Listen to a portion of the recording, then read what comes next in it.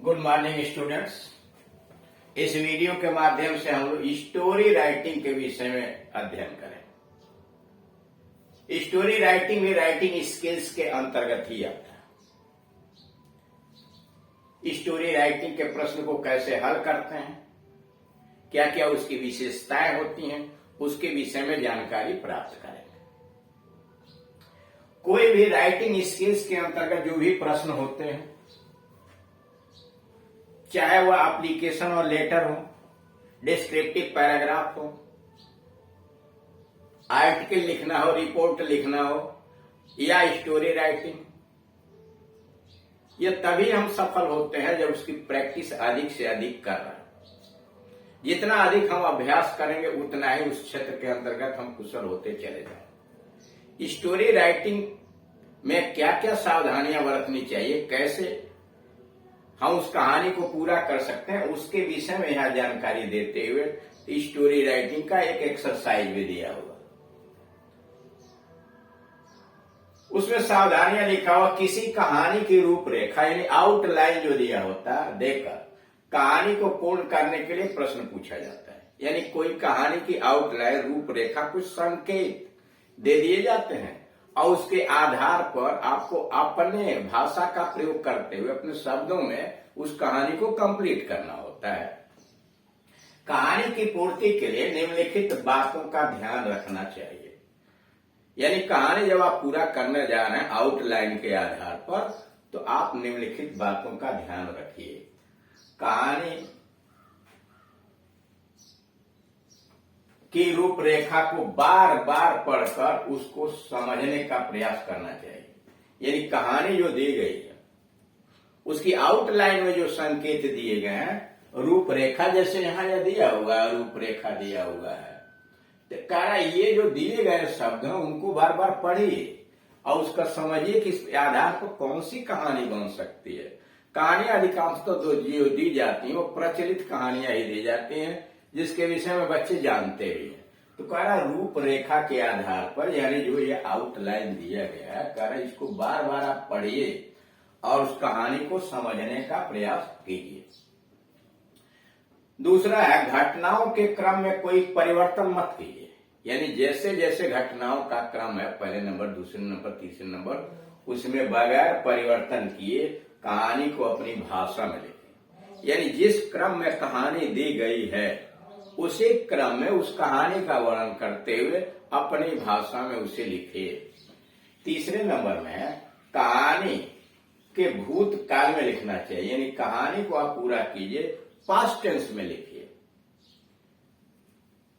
Number 4, कहानी की पूर्ति करने के पश्चात कहानी आपने कंप्लीट कर लिया, उसे दोहरा कर व्याकरण तथा स्पेलिंग संबंधी अशुद्धियों को ठीक कर लेना चाहिए। मतलब एक बार रिपीट कर लीजिए लिखने के बाद, हो सकता है भूल बस कहीं स्पेलिंग गलत हो गया हो या अन्य कोई गलती व्याकरण संबंधी हो गई तो उसे ठीक कर लीजिए।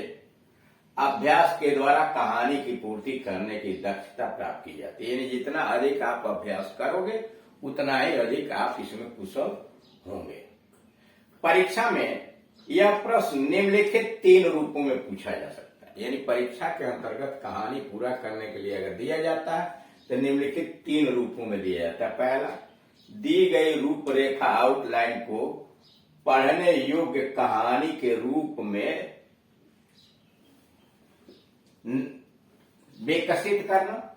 करा दी गई जो आउटलाइन होती है उस आउटलाइन को पढ़ने योग्य कहानी के रूप में विकसित करना। यानी कुछ ही शब्द अगर संकेत दिए गए हैं कि कहानी क्या हो सकती है तो उसको आप विकसित कीजिए और एक कहानी बनाइए ताकि वह पढ़ने लायक हो जाए।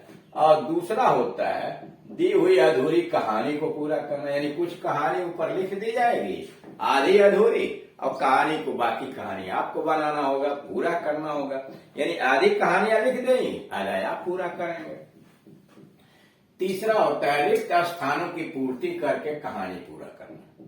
यानी कहानी लिखी हुई है, उसमें कुछ शब्द, कहीं क्रिया है, कहीं प्रोनाउंस है या एडजेक्टिव है, इस सारे शब्दों को छोड़ दिया जाता है और उस शब्दों को पूरा करके, यानी बीच बीच में जो खाली चीजें हैं उसको कंप्लीट करके आप कहानी को पूरा कीजिए। ये 3 मॉडल हो। अब आइए एक्सरसाइज पर कि यह सावधानियां तो आपने देख लिया कि क्या क्या कैसे कैसे करना है। यानी सबसे जो जरूरी चीज आपने देखा, किसी कहानी को आउटलाइन को पहले आप पढ़ लीजिए, बार बार पढ़िए और समझिए कहानी क्या हो सकती है। घटनाओं में कोई परिवर्तन नहीं होना चाहिए और कहानी को अपनी भाषा में लिखना चाहिए और कहानी को पास्ट टेंस के अंतर्गत लिखना ज्यादा अच्छा होता है। कहानी पूरा कर लीजिए, फिर उसे जरा दोहरा लीजिए कि कहीं स्पेलिंग हुई, कोई ग्रामर से संबंधित गलतियां तो नहीं हुई। और जितना अधिक आप अभ्यास करेंगे उतना ही आप सटीक होते चले जाएंगे। अब यहाँ एक्सरसाइज दिया है, हियर इज एन आउटलाइन। यहाँ एक रूपरेखा दी गई है, आप ए स्टोरी, एक कहानी की रूपरेखा दी गई है। कंप्लीट दी स्टोरी नाउ, अब आप कहानी पूरा कीजिए।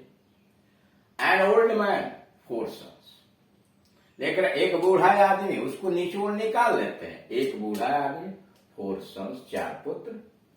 दे क्वेरल, बीच बीच में देख रहे चीजें खाली चलती चली गई हैं। दे क्वेरल मतलब वे पुत्र, क्वेरल झगड़ा करते थे। देमसेल्फ आपस में। वन डे एक दिन, कार्ड बुलाया, टुक स्टिक्स छड़ियों को लिया। ए आस्क्ड उसने कहा, ब्रेक दी बंडल गट्ठर को तोड़ने के लिए।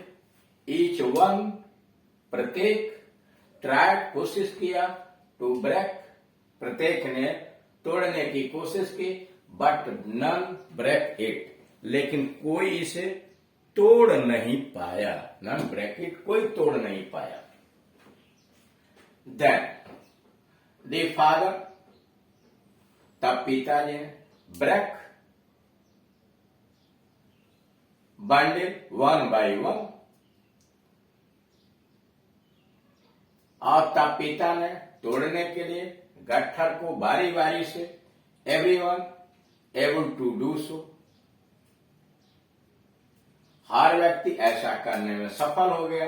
द फादर पिता, माय सन्स मेरे पुत्रों, इफ यू आर यूनाइटेड अगर तुम संगठित रहोगे, नो एनिमी एनी हार्म।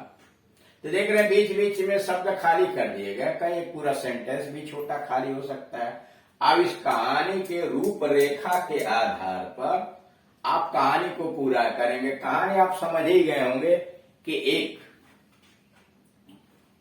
बूढ़े आदमी के 4 पुत्र थे। कहानी ऐसे बन जाएगी, एक बूढ़े आदमी के 4 पुत्र थे, चारों आपस में बराबर लड़ते रहते थे। एक दिन बूढ़े आदमी ने चारों को बुलाया, छड़ियों का एक बंडल वह ले आया और अपने पुत्रों से कहा कि इस बंडल को बारी बारी तोड़ो। चारों पुत्रों ने बारी बारी छड़ियों के बंडल को, गट्ठर को तोड़ने का प्रयास किया, लेकिन कोई भी छड़ियों के बंधे हुए बंडल को तोड़ नहीं पाया। तब पिता ने उनसे बंडल को खोलने के लिए कहा और एक एक करके छड़ियों को तोड़ने के लिए कहा। यानी तब पिता ने पुत्रों को कहा कि गट्ठर को खोल दो और बारी बारी छड़ियों को तोड़ो। और इस तरह से खोलने के बाद सभी लड़के 1 बाय 1 करके बारी बारी से छड़ियों को तोड़ने में सफल हो गए। तब पिता ने उदाहरण देते हुए समझाया कि अगर तुम लोग संगठित रहोगे, कोई भी शत्रु तुमों का कुछ भी बिगाड़ नहीं पाएगा, और अगर अलग अलग रहे तो कोई भी तुमको हरा सकता है, तुम्हारी हानि पहुंचा सकता है। अब उसी आधार को कहानी को कंप्लीट कर दिया जाता है। नीचे आंसर लिखा हुआ है। एन ओल्ड मैन हैड, यहां देख रहा है जहां खाली है, हैड डाल दिया है। An old man had 4 sons. इसमें बहुत कुछ नहीं करना है, यानी एक तरह से खाली जगहों में भर के कहानी पूरा कर लेना है। यानी ये वाला तीसरा वाला मॉडल ये दे दिया गया है। An old man had 4 sons, एक बूढ़े आदमी के 4 पुत्र थे। दे ऑलवेज क्वेरल्ड, यहां दिया हुआ दे क्वेरल्ड, दे ऑलवेज क्वेरल्ड। एमांग देमसेल्व्स, यहां भी खाली है, देख रहे हैं क्वारल्ड के आगे तो एमांग भर दिया, among themselves, they always quarrelled among themselves. One day, एक दिन, तो यहां आ गया आप वन डे एक दिन। ही कार्ड, यहां खाली है तो ही कार्ड, उसने पुकारा, बुलाया, किसको बुलाया? Of his sons, called of his, called his sons. One day he called his sons, एक दिन उसने अपने पुत्रों को बुलाया। he took, यहां आया तो फिर ही डाल देंगे, he took a bundle of sticks, वह छड़ियों का एक गट्ठर ले आया। he took a bundle of sticks, वह छड़ियों का एक गट्ठर ले आया। he asked each of his sons, यहां आप आ गए, he asked each of his sons, उसने प्रत्येक पुत्रों से कहा, टू ब्रेक दे बंडल, इस गट्ठर को तोड़ने के लिए कहा। यहां पहुंच गया।